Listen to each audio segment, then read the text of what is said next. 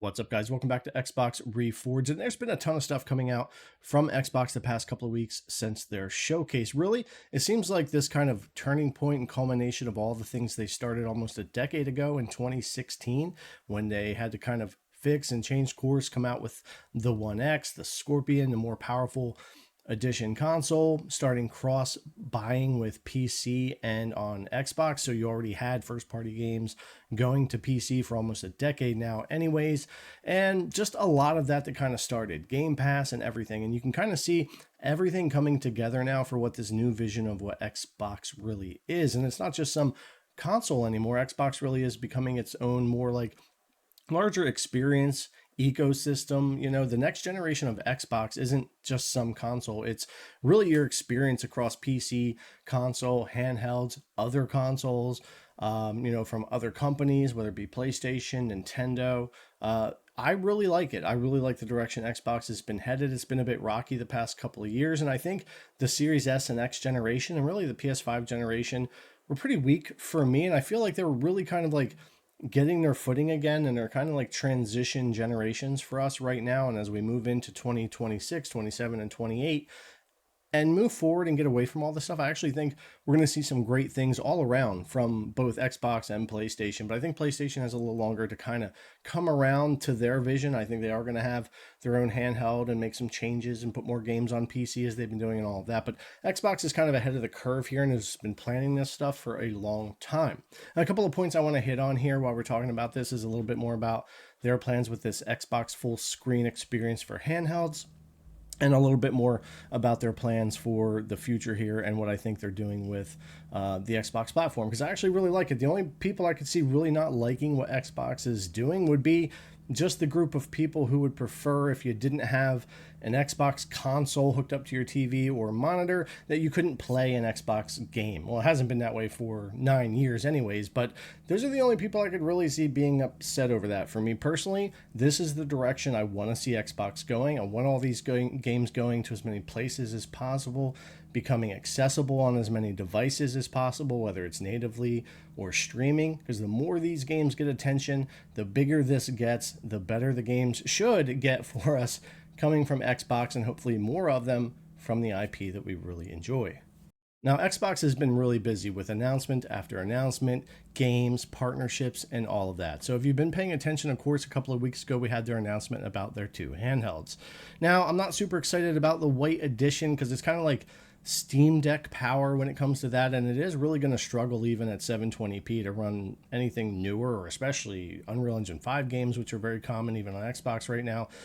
So I'm not super excited about that one. The RG Xbox Ally X, though, with the AI Z2 Extreme, more RAM, and all of that, I think this one has a much better chance. I test a ton of handhelds. I have like 15 of them here for my other channel, so I will be getting both of these, and we'll show them here on this channel as well as my other channel for the handhelds, because that's mainly what I do, is test handhelds every day.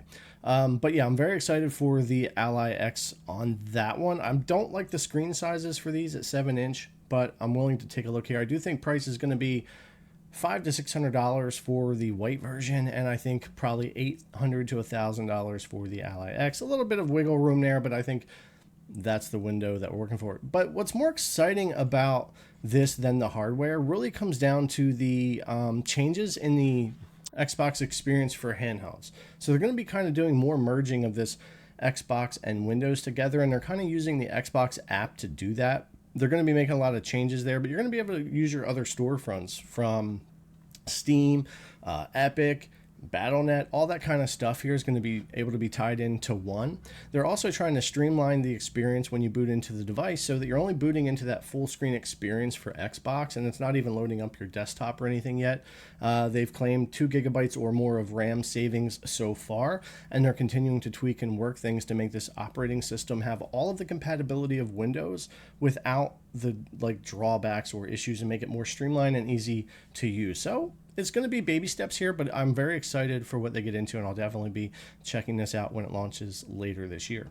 But there's something else coming even sooner than these devices, which is pretty interesting here. We'll jump over to this article that they just put out today.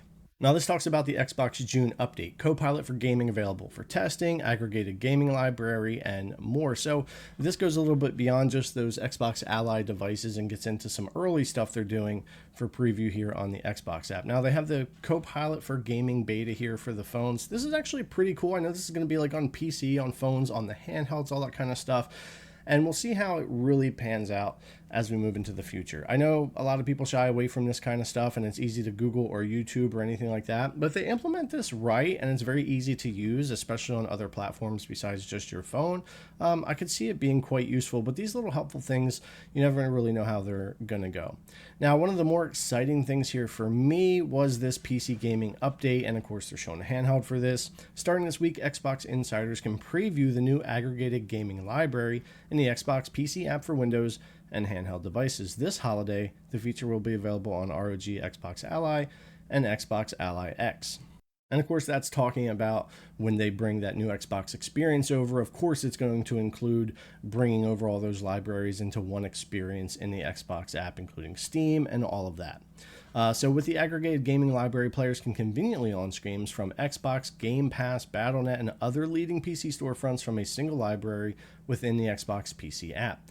Whether you're on a Windows PC or a handheld device, your Xbox library, hundreds of Game Pass titles, and your installed games from other storefronts will also be at your fingertips. We'll continue rolling out support for additional PC storefronts over time. I'm sure Steam's going to be one of the main ones there. There might be some like GOG and other stuff that maybe takes time for them to add. I wouldn't be surprised, but this is a big move, especially when it comes, well, PC in general, but because I do a lot of the handheld stuff, it's really a big deal for all of that as well. Now they've got some console updates coming too, some things for Game Hub, and this is a good improvement here for Xbox Cloud Gaming. So sometimes, and it doesn't happen to me often, but sometimes your save just won't get uploaded before the game session closes, and it can cause you a conflict and have a little bit of an issue. Again, rare for me on this service, but I have had it happen. So it says today we're adding a new feature on cloud and Xbox consoles to help players when game saves are left behind on a previous device in an offline state. A new progress bar, device names, timestamps, and additional details are now displayed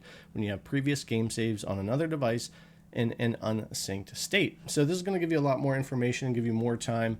Make sure those saves are getting uploaded before you're turning off your device or logging off the cloud stream or any of that. So a lot of just quality of life improvements, and things continue to move forward here. And it's a lot of nice things, in my opinion, to see from Xbox here. I mean, it seems like every day we're getting more and more information about this future look into Xbox, and I really think that the home console that we're going to get is going to be very much a PC, which will be pretty cool. I think it will function as a console because it needs to be functionable for that TV experience, much like they're trying to make things easier for the handhelds, which will be really nice. But if you could get a $500 or $600 console that allowed you to have a console experience, but also not just play Xbox games and all your older Xbox 360 and all those games, but also your Steam and other storefronts and libraries just all right there, it would make it really easy. And I think that would be a really neat console to have, and it would be easier than anything that we have as far as hooking up PC to the TV. I think it would make for an affordable and good streamlined experience with the availability to buy those Steam games that are much cheaper, play all those as well. It'll be really interesting, but I do think that's the direction that Xbox is headed. But yeah, really just a bunch of stuff I kind of wanted to ramble on about here. I've been thinking about all this stuff since the showcase, and it's been really exciting to see the partnership with ROG. I'm excited to get hands-on with the Xbox Ally X and test that out. And I really like all of this stuff that they're doing with the changes to the ecosystem, how Xbox is going to work, and just in general their vision for the future. For me, it works out really well, and I really like it. So we'll see what happens as we move forward with this, but more games, more places. I really think that's the way to go. And Microsoft is a software company, so these partnerships with AMD, with ROG, and all that stuff that they're doing would more allow them to concentrate on the software side of things that they are good at, to get all this working the way that it should, as kind of one big functional ecosystem, whether you're on your console, your PC, your handheld, and all that kind of stuff, streaming cloud, to get a little bit more streamlined than what it is now and get everything working together. It's a big, ambitious vision they've been working on since at least 2016, and when they made a lot of changes, and I really think this is the point where it's all finally coming together. And I think a lot of us can actually see what that vision is now and for the future of Xbox. Like it or dislike it, I think you can at least kind of understand where it's headed now. But anyways, guys, as always, thanks a lot for coming on and check out the video. We really appreciate it, and we'll see you in the next one.